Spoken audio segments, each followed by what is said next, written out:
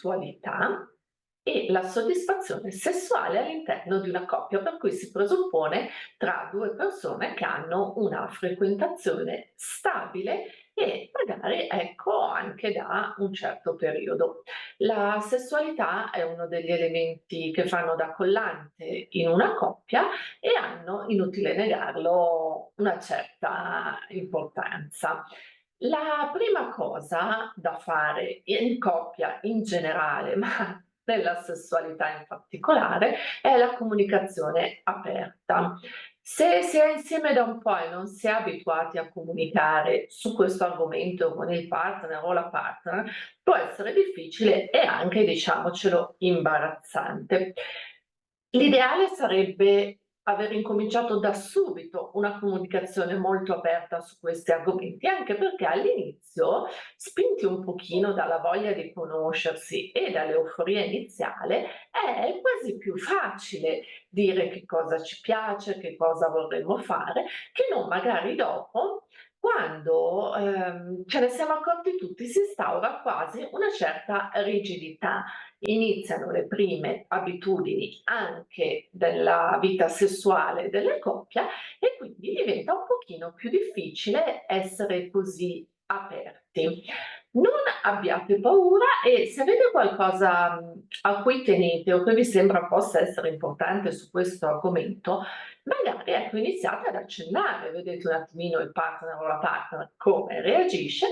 Fategli qualche piccola, non invasiva sorpresa e questo potrebbe aiutare anche voi a sbloccarvi nel chiedere o nello spiegare o anche solo nel raccontare, fare partecipe l'altra metà della coppia di quello che insomma ci piacerebbe su questo argomento, sia per noi e magari che ci venisse fatto. È importantissimo il passo successivo, cioè esplorare insieme. Sì, perché il fondamento è che siete una coppia e quindi ecco, se uno inizia a esplorare con qualcun altro, ops, potrebbe essere un piccolo problema logistico. Quindi insieme fate capire all'altra persona che non c'è niente da temere, che non viene messo in discussione, che non siete neanche voi messi in discussione, che non è messo in discussione tutto quello che c'è stato fino a questo momento, ma che magari rispetto a una fase iniziale anche i vostri desideri e le vostre curiosità si sono modificate e quindi insieme, tra virgolette, prendendosi per mano, potete incominciare un percorso che può riservare veramente delle splendide sorprese. Favorite la connessione emotiva. Cosa significa? Che spesso e volentieri non si parla di sessualità nella coppia o dei propri desideri perché si ha un pochino paura. Ma se si è molto affettivi e affettuosi nei confronti dell'altra persona e l'altra persona lo è con noi, cosa succede?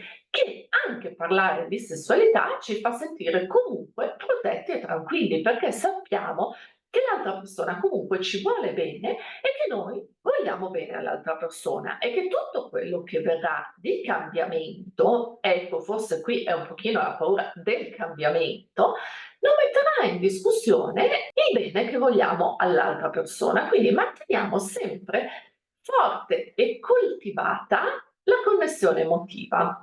Sviluppiamo la consapevolezza del nostro corpo e certo la sessualità passa attraverso il corpo ne è il mezzo e l'espressione, quindi siamo esplorativi con noi stessi, pratichiamo serenamente e con allegria l'autoerotismo perché questo ci aiuta proprio a conoscerci e conoscendoci meglio possiamo veramente metterci in relazione con l'altra persona in un modo più completo e, beh, ottimale.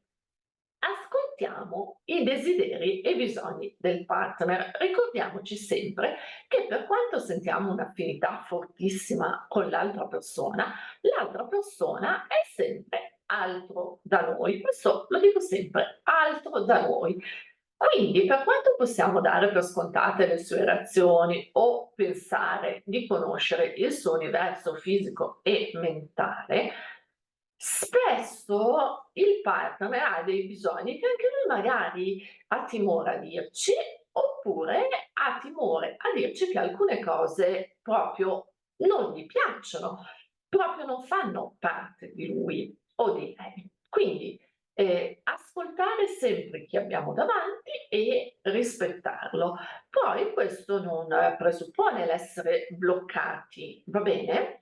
Possiamo sempre giungere a un simpatico compromesso in cui magari un pochino ci adeguiamo noi e un pochino si adegua l'altra persona, nell'ottica proprio di fare un percorso assieme. E quindi non sarà un essere succubi della volontà di un altro, ma un dire: "Io ti amo, sto bene con te, sento che ci manca, non lo so, un 10%, esploriamo questo 10% e vediamo cosa succede", e soprattutto vivere questo come una piccola sfida e un percorso da fare insieme, perché qui si sta parlando di coppia, quindi di 2 persone che in un modo o nell'altro hanno una frequentazione che si sta prolungando o è una frequentazione di mesi, di anni, e quindi il senso è essere tutti e 2 dalla stessa parte della barricata e mai uno contro l'altro. Piccola nota tecnica: cura la tua salute sessuale. Certo, devi essere in ordine, a posto, stare bene. Se c'è qualche piccolo disagio, qualche piccolo problema, intervieni subito, rivolgiti a uno specialista e in questo caso appunto vai a risolvere quello che ti sta succedendo e che potrebbe nel breve o nel lungo termine andare a inficiare la salute sessuale. Quindi non sto parlando soltanto dell'aspetto fisico, ma anche di quelli che sono i naturali e fisiologici cambiamenti nel corso della vita e della salute emotiva e mentale. Perché? Perché la salute emotiva e mentale vanno a incidere sulla salute fisica e sulla nostra risposta alla sessualità. Quindi siamo amorevoli con noi stessi e curiamo noi stessi in tutti gli aspetti, quindi chiaramente anche in quello sessuale. Romanticismo e seduzione sono 2 aspetti sempre chiaramente della comunicazione.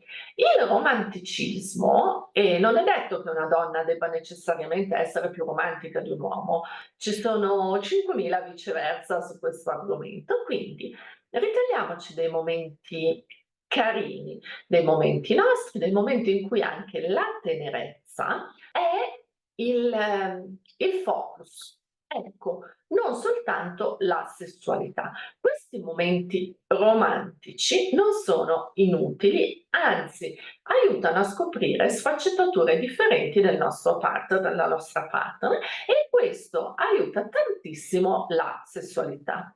La seduzione, che può essere un classico reggicalze, un pochino di gioco della gelosia, un ménage à trois se questo ci piace. Sono tantissime le varianti, ma ricordiamoci, soprattutto nel tempo, continuiamo a sedurre il nostro partner e la nostra partner, perché darlo o darla per scontato o scontata è veramente la cosa che più di tutti può uccidere la sessualità.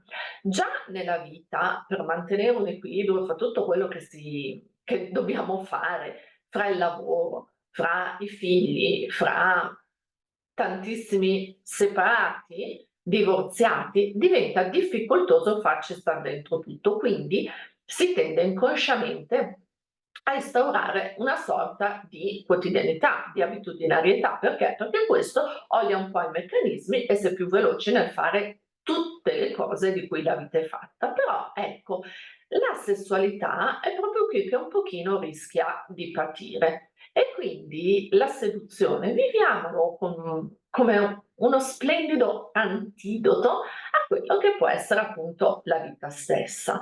Quindi ritagliarsi degli spazi propri, avere ancora la voglia di una cena romantica, di dire una cosa carina, anche se riteniamo sia logica dai nostri gesti, nel fare un complimento se inaspettato ancora meglio, e nel appunto non dare mai, mai, mai per scontato il nostro partner, la nostra partner, non dare per scontato il rapporto e di contro, ecco, non dare per scontati neanche noi stessi. E poi, come dico sempre, manteniamo un atteggiamento positivo. I musi, la tristezza, le cose brutte che succedono nella vita tendono chiaramente a ammorbare il rapporto con l'altra persona, sia che ci viviamo assieme, sia che non ci viviamo assieme. Quindi, se noi facciamo un nostro autonomo esercizio di positività tutte le mattine, cercando di vedere le cose buone che abbiamo e di affrontarle in modo buono, anche nella coppia e nella sessualità manterremo questo atteggiamento a cui un pochino ci siamo allenati e questo ci aiuterà tantissimo in una di quelle che ovviamente sono tra le cose più belle della vita, il comunicare con la persona a cui vogliamo bene, che ci attira sessualmente, che ci eccita, il cui pensiero ci fa sorridere. E pensate quanto sarebbe bello che il pensiero di questa persona ci facesse veramente sempre sorridere nel tempo. Bene, questa non è una cosa, come vi ho detto, che piove dal cielo, è una cosa che possiamo realmente ottenere coltivandola come si coltiva un bellissimo fiore giorno per giorno. Spero che il video vi sia piaciuto, vi sia o vi sarà soprattutto utile. Scrivetemi pure nei commenti cosa ne pensate, come affrontate voi soprattutto il tema di mantenere vivo un rapporto e poi se vi siete iscritti al canale grazie di cuore per i like e per tutto il resto. Grazie ancora e un abbraccio.